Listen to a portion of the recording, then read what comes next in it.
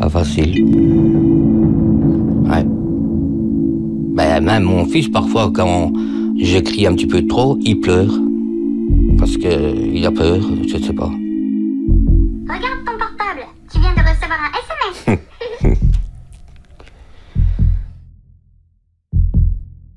Murmure.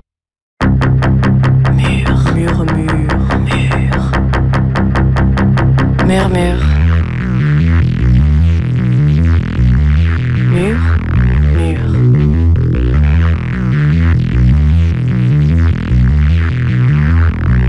Murmure.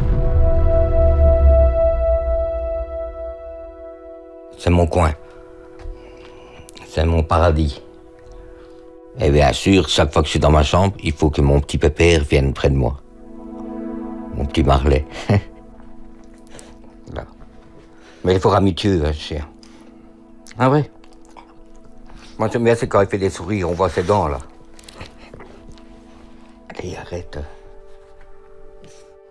Et Anubis là, c'est un meuble de DVD, CD à l'intérieur. Ah, du hard rock. AC/DC, ouais. Queen, Johnny Hallyday.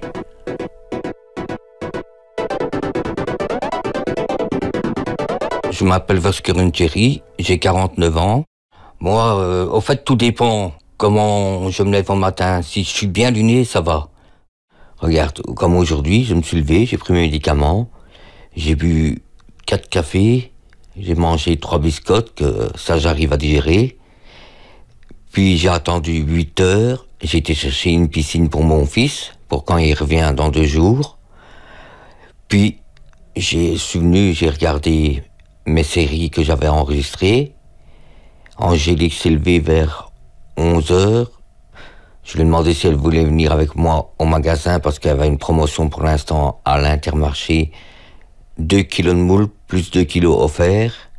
Donc j'y suis allé. Puis j'ai regardé le journal et t'es arrivé. Et après, aujourd'hui on va manger des poivrons farcis. Donc elle les a déjà préparés. Parce qu'elle a vu que j'ai des problèmes d'estomac, je mange vers 5 heures parce que sinon j'arrive pas à digérer. Et comme ça, après, dès que j'ai soupé, je remonte dans ma chambre, je regarde le journal, je regarde les films que j'ai programmés. Et si j'ai faim, je remange des biscottes. Ça, c'est mon train-train quotidien. C'est tous les jours comme ça. En fait, on m'a coupé l'estomac. On m'a fait un bypass. Ouais, parce que j'étais en... Attends, comment c'est? Obésité morbide. Oh, j'ai perdu 70 kilos, hein. Ouais. Avant, je pesais 130 et maintenant, je suis à 56. J'avais du diabète, du cholestérol. Je devais prendre 36 médicaments pour la tension et des problèmes au cœur. Et depuis que je me suis opéré, on m'a retiré les médicaments pour la tension. J'ai plus de diabète, mais chez certaines personnes, le corps ne réagit pas comme il devrait, quoi. J'ai attrapé une anémie sévère. Là, on m'a retransfusé 10 pochettes de sang. Je dois reprendre des autres médicaments maintenant parce que mon corps n'assimile plus les vitamines. Donc, je suis obligé de prendre. Et c'est pas bon. C'est vraiment dégueulasse.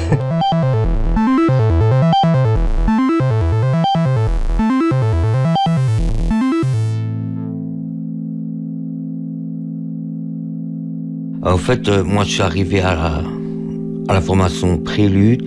C'est par... en fait, j'ai forcé un barrage de police et j'ai fait éjecter un policier au-dessus de ma voiture.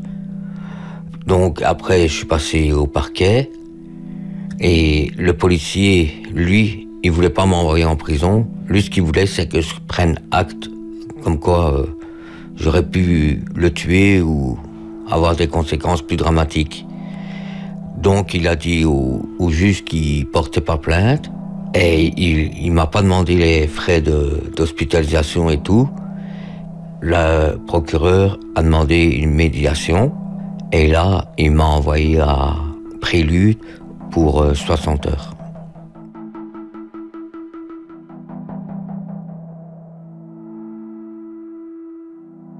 Quand mon père est décédé, pendant 1 an, j'ai perdu les plombs, quoi. Je voulais me foutre en l'air, enfin. Et c'est là que j'ai renversé le gendarme, c'est là que j'ai eu 5 accidents de voiture. Ouais, je voulais vraiment me déclasser, quoi. En 3 mois, j'ai eu 6 accidents. Pour faire les accidents, je faisais exprès de boire avant. Comme ça, je me souvenais de rien et voilà. Non, c'est pas de la colère, c'est... Je sais pas expliquer qu'est-ce que... En fait, j'ai attrapé une de ces boules et comme je n'ai même pas parlé, donc je tenais tout en moi. Et bon, à force de tenir tout en soi, à un certain moment, c'est comme une cocotte minute, hein. Une fois qu'il y a trop de pression, ben... faut que la pression dégage, il faut qu'elle parte. Et moi, c'est ce que j'ai fait, mais bon... J'aurais dû penser autrement, quoi. Ouais, ça, c'est le dernier accident que j'ai eu qui m'a fait comprendre, hein. Parce que je suis même passé au journal télévisé tellement les dégâts étaient importants.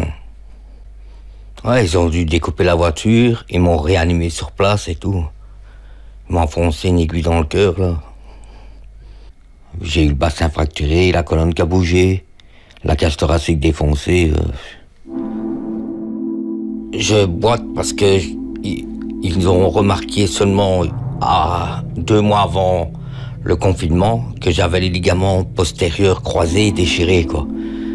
Donc parfois j'ai ma jambe qui part en vrille, quoi. C'est pour ça que je dois être tout le temps accompagné, soit par mes enfants ou bien soit par mon ex-épouse, pour pas tomber dans les magasins. Et Angélique, c'est la sœur de mon beau-frère.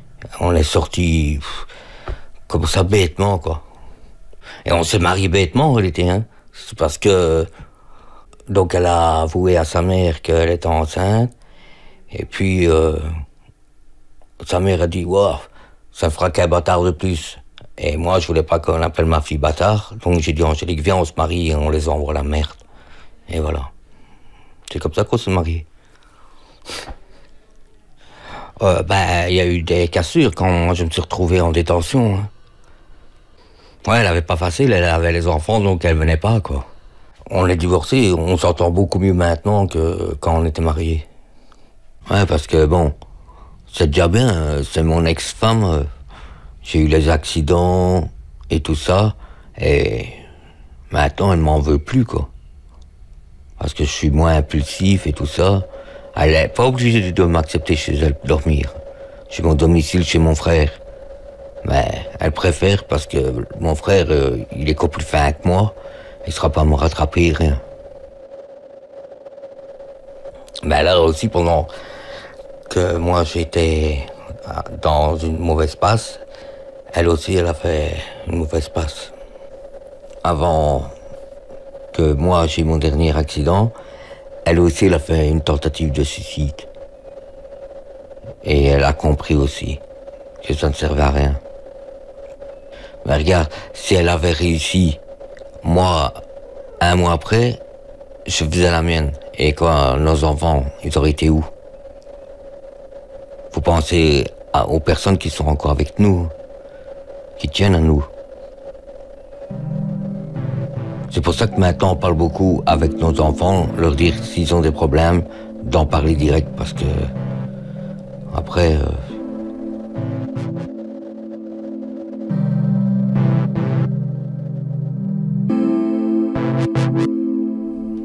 Avant, je pardonnais pas. Je m'entendais pas avec ma mère. Quand ma fille elle est née en 2000, Angélique me disait « Va la montrer à ta mère, à tes parents et tout ». Je dis non. Au début, j'étais pas chaud.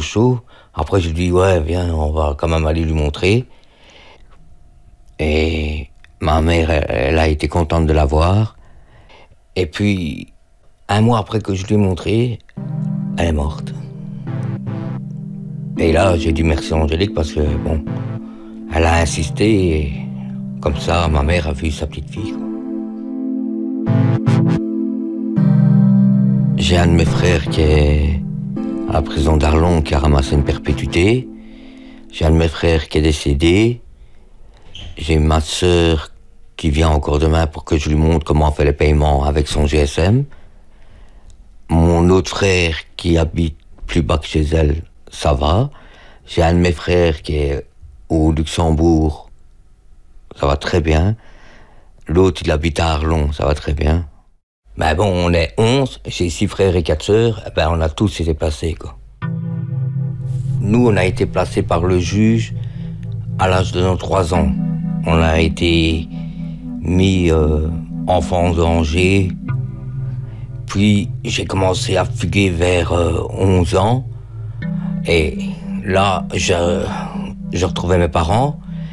Mais c'était pour un jour ou deux. Après, ma mère téléphonait à notre délégué de la jeunesse pour dire que j'étais là. Et lui, il venait, il faisait semblant de rien. Et il nous reprenait, ainsi de suite, quoi. Donc ça a tout le temps été comme ça, quoi.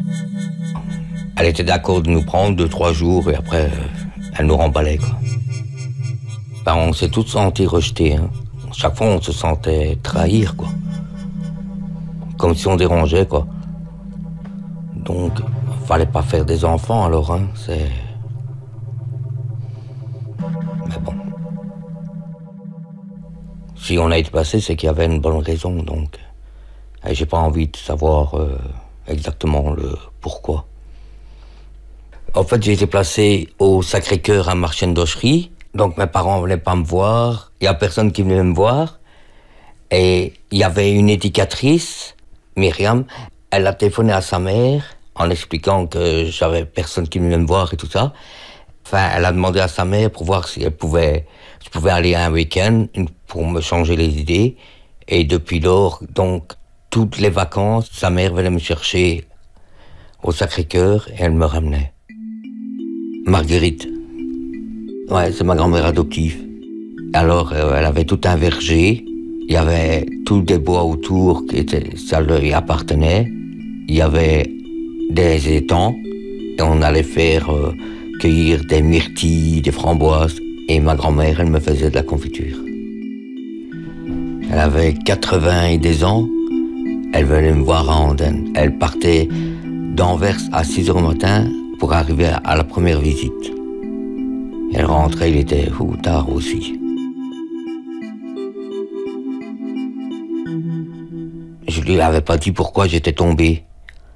Mais mes congés pénitentiaires, il y avait que chez elle que je savais aller.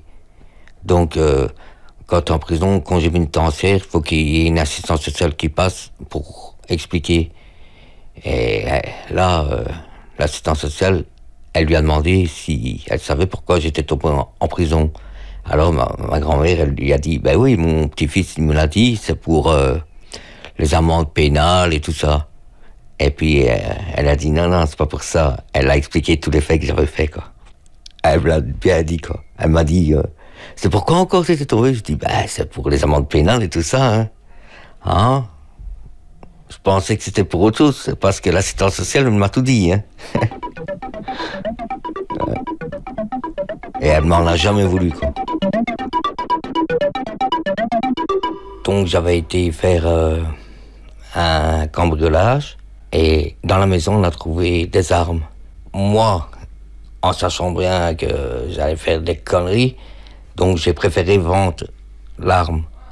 Et après, la personne à qui j'ai vendu l'arme, elle est passée à la maison et elle m'a dit qu'elle avait des embrouilles avec 3-4 personnes. Alors je dis, bah attends, je viens avec toi et on va voir, hein. Il n'a pas eu de cran pour tirer.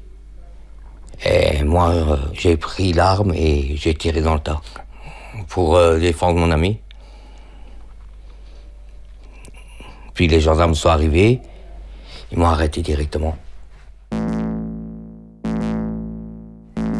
Mais bon, la prison, c'est la merde, hein. C'est ça, la prison, elle arrange rien en réalité. Au contraire, elle fait pire que mieux. Tu rentres pour un bête délit, après tu ressors, t'es encore plus voyou qu'avant. Avant, c'était quoi? Des petits vols à l'étalage, Puis il y a eu des braquages, des vols de véhicules. Ben, c'est la prison qui fait ça, hein. C'est les fréquentations de la prison. Hein. Ah, pourquoi t'es là? Ah, ben, j'ai volé. Ah, ben, si tu veux, tu peux faire ça. T'auras de l'argent. Et donc, ça fait quoi? Ça fait pire, hein. Et ça, les juges, ils devraient comprendre. La prison, c'est rien. Au contraire, elle t'endurcit. Donc, parce que, bon, nous, on a fait des conneries, on a été en prison. Ben, dans les prisons, il y a plus de drogue qu'à l'extérieur. Et quoi? Et là, t'as pas la crainte de te faire rattraper par les gendarmes. Donc, t'es plus tenté, hein. La drogue, il y en avait plein, hein. Car ici, à Jammu, il y avait 4 personnes avec moi dans la cellule. Ben, il y en a un, il a fait une overdose. Ben, ouais, c'est sa mère qui lui avait apporté. Et nous, l'alcool, on le faisait nous-mêmes, tu vois. On faisait rentrer de la levure et hop, des patates, des pommes et tout ça. Et on mettait dans un seau. Tous les jours, il fallait ouvrir parce que la compression. C'est comme ça que tu tombes dans l'engrenage, hein. Je m'exprime beaucoup plus. Quand ça ne va pas, je le dis. Avant, je ne disais rien. Je buvais et je pétais des douilles. J'étais plus renfermé sur moi-même. Tandis que grâce à Prélude, je parle beaucoup plus. C'est mieux aller à la formation là que de se retrouver en prison. Et là, il nous faut comprendre pourquoi on a commis les délits et tout ça. Ben, tous les exercices, c'était bon. Mais celui que j'aimais bien, c'est quand on a joué le jeu victime et tout ça. On devait se mettre à la place des victimes. Puis on a fait des jeux de rôle. Et là, on a appris vraiment à comprendre nos actes. Avant, je gueulais fort sur mes enfants parce qu'ils rangeaient pas leur chambre, nanani nanana. Ça m'a assagi beaucoup, hein. Parce qu'avant, j'étais fort impulsif. Ben, je me sens déjà un petit peu mieux dans ma peau. J'ai beaucoup changé. Ça me fait du bien. Moins agressif. Ouais, c'est ça qu'elle me dit. T'es beaucoup moins agressif.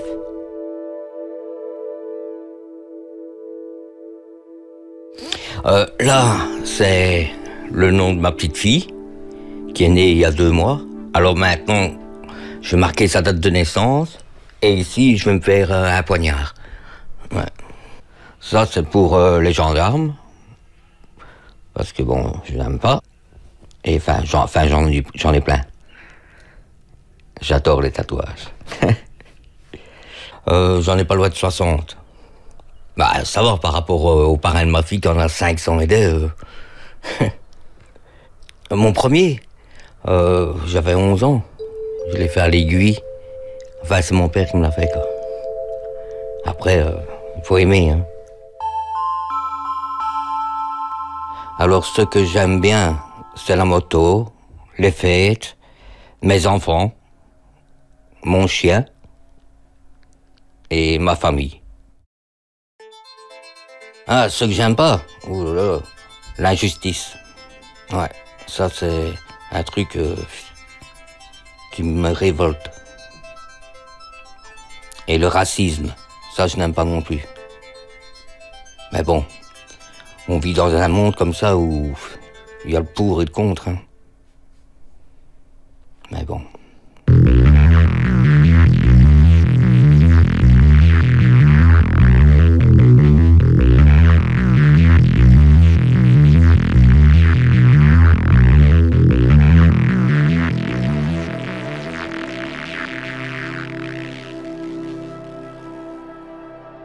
Murmure est un podcast de Ambre Ciselet, produit par We Tell Stories. Nous remercions toutes les personnes qui ont participé à la campagne de crowdfunding. C'est grâce à vous que ce podcast existe. Merci à ceux qui ont témoigné et merci à l'équipe de la SBL Arpège Prélude pour son accueil et son soutien. We Tell Stories.